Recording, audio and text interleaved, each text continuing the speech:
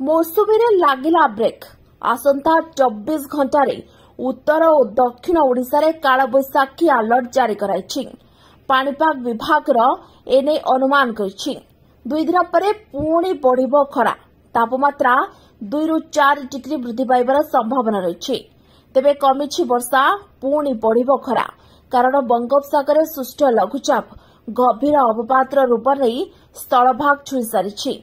आउसेपटे मौसुमी राज्यर किछि अंचल छुईबा परे पुणी दिग बदलाई उत्तर पूर्व भारत आड़े चली जाइछि।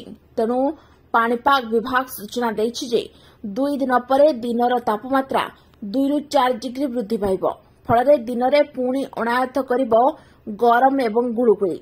आसंता 24 घंटे उत्तर और दक्षिण ओडिशा रे कालबैशाखी अलर्ट जारी करिछि आंचलिक पाणीपाग विभाग।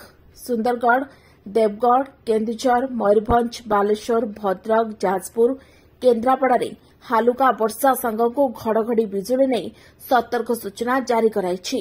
यह सहित दक्षिण ओडिशार रायगड़ा, नवरंगपुर, कोरापुट और मालकानगिरी कोहला पाग सांगकु हालुका वर्षा हेबा नै अलर्ट जारी करिछि पाणीपाग विभाग।